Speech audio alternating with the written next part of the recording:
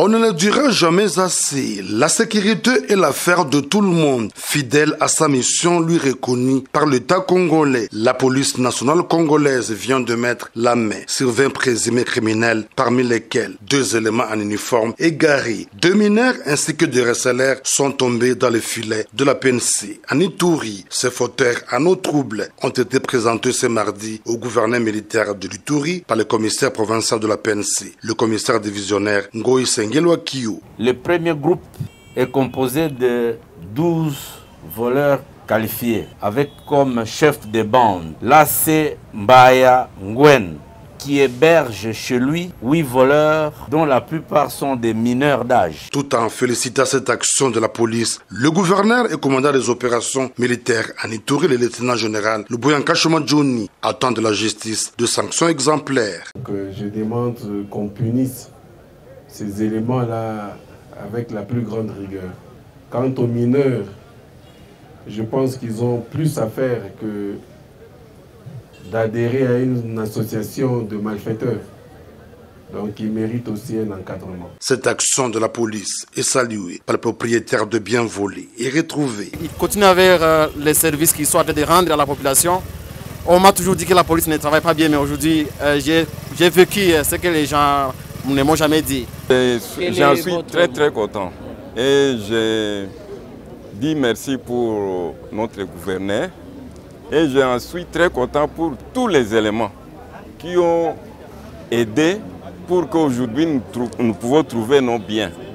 Ce qui nous a fait très mal, ce sont des petits-enfants de rien du tout. Depuis l'avènement de l'état de siège en Ituri, le service de défense et de sécurité multiplie d'ardeurs pour établir la quiétude à Bunia et environ. C'est ce qui justifie la libre circulation des personnes et de leurs biens la nuit comme le jour depuis l'instauration de cette mesure exceptionnelle dans cette partie du pays. Dans le souci du rétablissement de l'autorité de l'État et la paix en province de l'Ituri, le gouverneur de province, le lieutenant-général Luboyanka Johnny, Sebabek et Ongle, dans une approche militaire et non militaire pour cet oiseau rare. À cet effet, les confessions religieuses et autres organisations font bloc à l'administration militaire. C'est ce qui a conduit le représentant légal de musulmans en Ituri, Cheikh Choukrani Biaroufou, au gouvernorat de province ce mercredi 25 avril à la rencontre de l'autorité provinciale. Par ailleurs, le numéro 1 de la communauté islamique en Ituri invite les groupes armés à cesser avec les hostilités, souci majeur du chef de l'État, Félix Antoine Tshisekedi Tshilombo.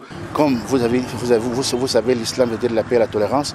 Nous lançons ce message de paix à toute la population iturienne, mais aussi à cette occasion aux groupes armés, locaux et étrangers, qui adhèrent au programme de paix de DRCS. Parce que c'est le seul programme pour le moment que le président de la République a quand même tendu la main à ces gens pour la dernière chance pour qu'ils reviennent à la raison. Moi, je pense qu'avec ça, nous aussi, on a sensibilisé les jours de notre fête des rites pour que les musulmans aussi aident la communauté, aident notre pays, aident la province, aident les autorités provinciales pour sensibiliser aussi les leurs, pour qu'afin, si jamais il y a ceux qui détiennent encore les armes dans la communauté, dans les familles, qu'ils le remettent. Le PDDRCS de Jean Anève, le chef d'entité islamique de l'Ituri, invite toutes les confessions religieuses à jouer pleinement son rôle d'accompagner ce processus, une approche basée sur la réconciliation de toutes les communautés pour un retour effectif de la paix. L'Union européenne, prête à accompagner les processus PDDRCS dans la réinsertion de combattants dans la vie sociale et la résiliation de communautés. Volonté manifeste exprimée ce mercredi 26 avril 2023 par Laurent Silano, chef de la coopération de l'Union européenne en RDC, en séjour en Ituri, à l'issue d'un échange avec le gouverneur militaire de l'Ituri. Cet hôte de l'Union européenne en RDC indique que leur apport interviendra aussi plus sur le renforcement de capacités des leaders communautaires et la réintégration de ces ex-combattants dans la vie civile en vue d'une paix durable en Ituri. L'Ituri peut attendre certainement un engagement continu de l'Union européenne. Il y a des projets qui sont mis en œuvre de longue date, notamment dans la santé et dans la justice, et que nous allons poursuivre. Mais justement parce que nous avons apprécié l'engagement de la population d'Ituri, sa capacité à s'organiser pour se prendre en charge, et que nous avons pu apprécier le lien qu'il y a avec les autorités provinciales.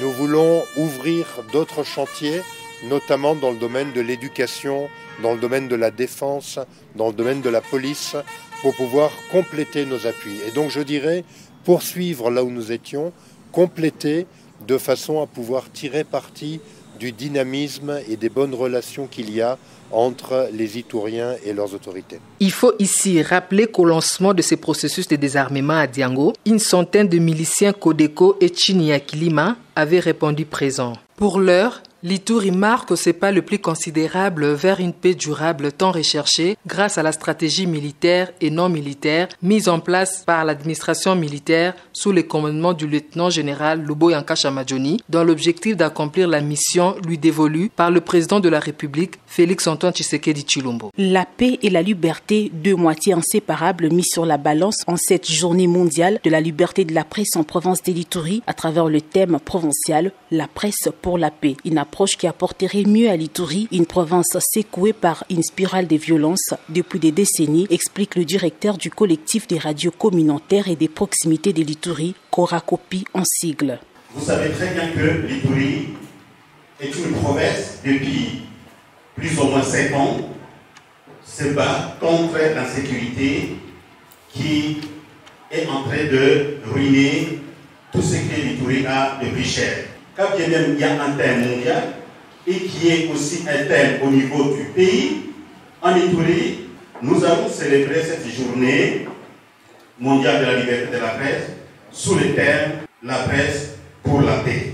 Occasion pour le porte-parole du gouverneur, le lieutenant Jules Ngongo, représentant le gouverneur militaire à cette activité, d'outiller le chevalier de la plume sur la notion du journalisme de guerre et de paix, tout en les interpellant à privilégier le journalisme de paix. Les gens ont peur des 3 journaux que de 1000 épées. Pour ce, nous appelons à tous les confrères journalistes ici. Donc on ne démoralise pas son armée, on n'outrage pas son appareil sécuritaire et on ne menace pas les intérêts vitaux de la population. Nous devons travailler pour la paix, rien que la paix. C'est par ici que nous déclarons clos le séance de travail de cet après-midi. Au nom du gouverneur, je vous remercie. Si la paix est la priorité absolue pour l'Ituri, comment le journaliste œuvrant en Ituri peut exercer son métier sans compromettre les efforts de sécurité? Le secrétaire de l'INPC Ituri donne son opinion. La liberté est différente de libertinage. On parle bien de la liberté, on ne parle pas de libertinage de la presse. Nous sommes régis par les textes, nous devons rester dans le respect des textes qui nous régissent. Nous sommes dans une zone vraiment où il y a l'insécurité.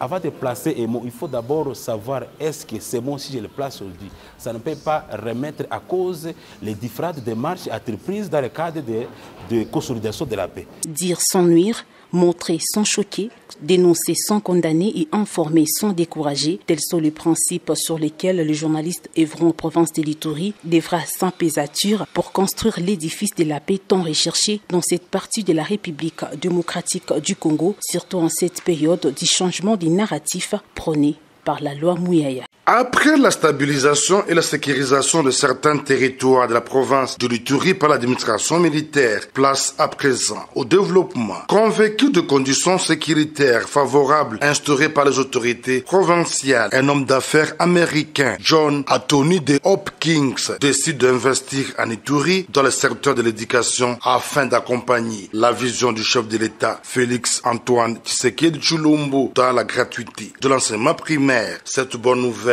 a été portée ce mercredi au gouverneur militaire, le lieutenant-général Luboyanka Chamadjoni. We will begin to build par rapport au projet d'éducation, nous allons construire des écoles modernes ici en Ituri. Donc ces écoles-là seront très modernes et aussi nous allons accompagner la vision de chef de l'État, celui de la gratuité. Donc ces écoles-là seront gratuites, tout simplement pour amener le développement de la population de l'Ituri. Occasion pour les patrons de l'entreprise Global Solution DRC SRL d'appeler la population de l'Ituri de continuer à œuvrer pour le retour de la paix dans cette province.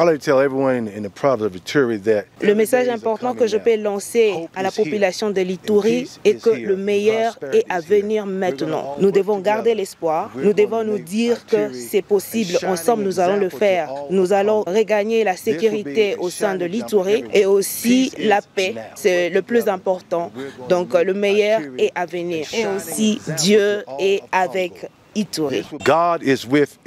Depuis l'avènement de l'état de siège, des investisseurs se bousculent en Ituri pour accompagner et galvaniser les acquis de la paix. Souhait ardent du président de la République, Félix Antoine Tshisekedi Tshilombo, incarné en province par le lieutenant général Luboya Nkashoma-Djoni. La communauté humanitaire réaffirme son engagement d'apporter son assistance à des milliers de déplacés victimes de la violence armée en Ituri. Déclaration de Madame Sophie Garde-Tomley, directrice adjointe de la division des opérations et plaidoyer d'OCHA, basée à New York. C'était à l'issue de son échange ce mardi avec le gouverneur militaire, le lieutenant général Luboya Nkashoma-Djoni. La situation actuelle est dramatique. Et on voit le niveau de violence, on reçoit souvent à New York cette collaboration et coordination qui nous permettent d'être le plus efficace possible, même en face de défis, de difficultés, de l'insécurité qui continuent dans la région, mais qui nous interpellent aussi à faire encore mieux, à être encore plus présent aux côtés de la population qui est atteinte par cette crise.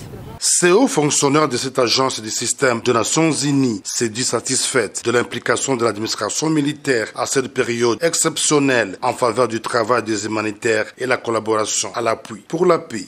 Ce qui est clair, c'est que nous avons ce qui est toujours important dans ce genre de contexte, et ça c'est partout au monde, c'est une bonne coordination civilo-militaire entre les militaires et les humanitaires qui nous permettent aussi de mieux collaborer, de mieux coordonner si vous voulez et nous assurer que la réponse humanitaire arrive là où on a le plus besoin, là où les besoins sont les plus élevés et sans cette collaboration, cette coordination entre les humanitaires et les militaires, ça devient toujours très très compliqué et on apprécie énormément ici que cette façon de travailler ensemble, c'est très clair, c'est fluide, il y a une bonne communication. Signalons que cette délégation s'est rentrée de ce mercredi à Komanda, en territoire du Roumo. Question de passer en revue la situation des déplacés de cette partie de l'Ituri avant de visiter ceux qui sont concentrés à Kigonzi et à l'ISP Bunia, au chef-lieu de l'Ituri, en vue d'apporter également des solutions urgentes.